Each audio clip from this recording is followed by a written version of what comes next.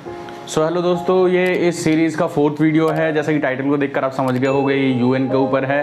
Basically जो UN का गठन किया गया था वो इसलिए किया गया था कि इसके बाद में वर्ल्ड वॉर 3 ना हो और कैसे भी जो चीज़ें हैं उनका जो समाधान हो वो डायलॉग के थ्रू हो।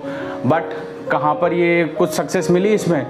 बट हाँ, अगर आप कहो कि लॉन्ग टर्म एस्केलेशंस या फिर मतलब बड़ी लड़ाई तो नहीं हुई है, बट देखा जाए तो यूएन के पास में जो भी चीज़ें गई हैं उनका आज तक ये सोल्यूशन नहीं कर पाए। चाहे इंडिया पाकिस्तान का मुद्दा हो या पैलेस्टीन और इजराइल वाला मुद्दा हो, वो अभी तक ऐसा कैसा ही पड़ा हुआ है। और हिपोक्रेसी की हद तो वहाँ होती है कि अगर आप उसका यूएन सिक्योरिटी काउंसिल का अगर देखें पूरा का पूरा फ्रेमवर्क, तो उसके अंदर 5 आपके परमानेंट मेंबर्स हैं। 5 परमानेंट मेंबर्स में से आपके 3 यूरोपियंस हैं।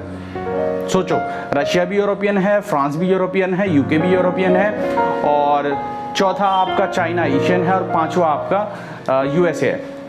और उसके बाद में जब नॉन परमानेंट मेंबर्स आते हैं, जो 10 नॉन परमानेंट मेंबर्स होते हैं, उनमें भी आपका पता है 1/3 सीट इन्होंने अपने लिए रिजर्व कर रखी। कैसे?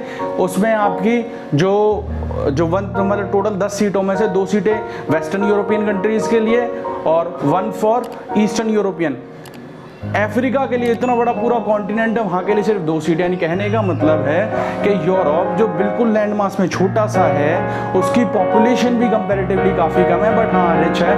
बट उनकी रिप्रेजेंटेशन कितनी है? नॉन परमानेंट में भी उनकी 1/3 रिप्रेजेंटेशन है, और उधर भी उनकी मतलब 3 सीटें हैं उनके पास में। क्योंकि यूएसए को भी उधर ही काउंट कर लो आप, क्योंकि वो हमेशा उनका एक ही व्यू पॉइंट होता है।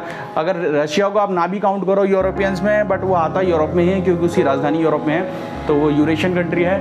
सो आप देख सकते हो इस चीज़ की। बाकी आजकल बात चल रही है इसके जो सिक्योरिटी काउंसिल है उसके अंदर थोड़े चेंजेस लाने की, बट मुझे नहीं लगता ये चेंजेस आ पाएंगे। क्यों? क्योंकि कोई भी कंट्री नहीं चाहेगा कि अपनी पावर को वो दूसरों के साथ साझा करे। सो आपको अगर ये वीडियो पसंद आई हो तो अपने व्यूज़ को शेयर करना, और सब्सक्राइब ना कर रहा हो सब्सक्राइब कर देना, लाइक कर देना। चलो तक के लिए बाय बाय।